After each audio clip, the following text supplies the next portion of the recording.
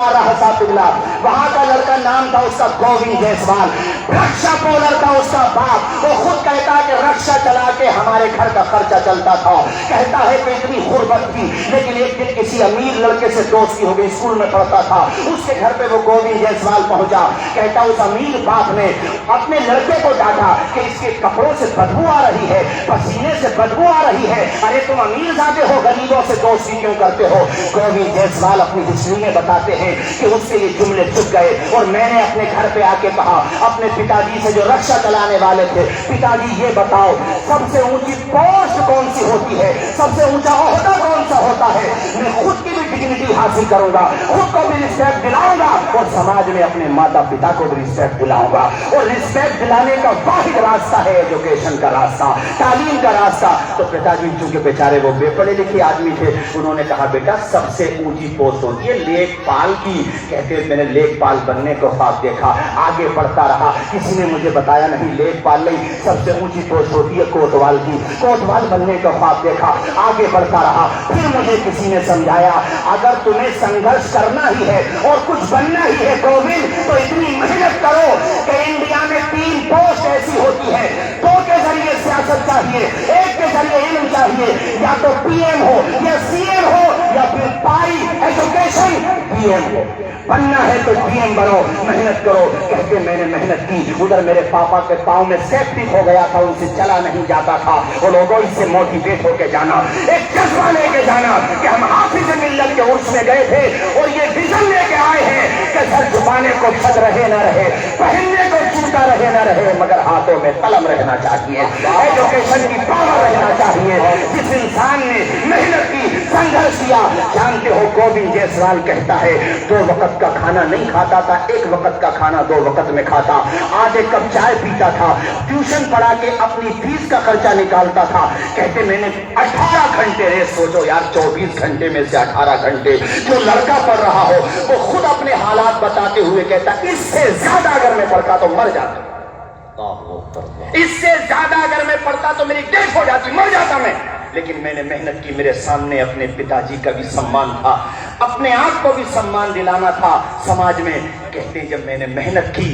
اور میں نے سارے پیپرز نکال لیے، ایگزام میں نمبر آیا انٹرویو کا، کہتے ہیں میں نے تو کئی سال سے کپڑے نہیں خریدے تھے، اپنی بہن کو کال کی، بہن پریگنینٹ تھی، بہن نے پیسوں کا انتظام، ان کی یعنی ڈیلیوری کا وقت تھا ادھر، وہ 2000 روپے ان کے گھر پہ رکھے تھے الٹرا ساؤنڈ وغیرہ کے لیے، لیکن بہن بھی ماں کا رول ادا کرتی ہے، بہن نے وہ 2000 دیے تاکہ وہ کوٹ پینٹ جو بھی اس کو انٹرویو دینا سلیقے کپڑے پہنے۔ کہتے ہیں جب میں انٹرویو دینے گیا، صرف میری 22 سال کی عمر تھی، گووند جیسوال کہتے صرف 22 سال کی میری عمر تھی۔ انٹرویو دینے کے بعد جب میں نکلنے لگا، میں نے سارے سوالات کے بہترین جوابات دیے، نکلنے لگا تو ایک صاحب نے مجھ سے پوچھا، جو سوالات پوچھ رہے تھے، انہوں نے کہا گووند ہم نے آپ کو فلوپ کر دیا، فیل کر دیا، تو ابھی تو تمہارے پاس چانس عمر ہے۔ تو میں نے جواب دیا سر میں نے یہ سوچا ہی نہیں ہے کہ میں فیل ہو جاؤں گا، میں نے یہ سوچا ہے کہ 110% کامیاب ہو جاؤں گا۔ یہ جملہ اس کو اتنا پسند آیا، وہ خود بتاتے ہیں کہ وہ خوش ہو گئے۔ کہتے میرے پتا جی کے ساتھ میری کامیابی سے چند دنوں پہلے ایک حادثہ ہو چکا تھا،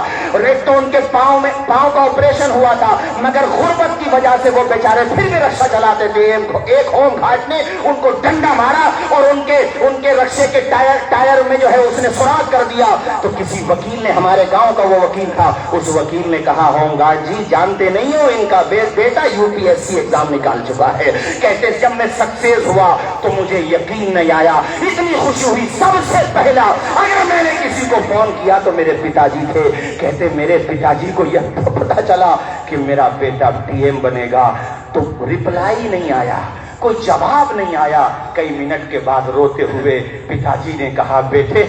آج مجھے گرو ہو رہا ہے کہ دینے والے نے مجھے تیرا جیسا بیٹا دیا ہے۔ روتے ہوئے خود کہتے ہیں کہ میرے پتا جی کے گھر پہ پہنچ گیا، معافی مانگنے لگا تو میرے پتا نے اس کو معاف کر دیا اور کہا کوئی بات نہیں ہے، مگر جاتے جاتے اس پتا نے جو کہا تھا اس سے ہمیں آپ کو بھی سیکھ ملتی ہے۔ اس نے کہا تھا ہوم گارڈ صاحب کسی کے کپڑے دیکھ کر، کسی کا رنگ دیکھ کے، کسی کی ذات برادری دیکھ کے، کسی کے گھر کی کچی چھت دیکھ کے کسی کے ٹیلنٹ کا فیصلہ نہ کرنا۔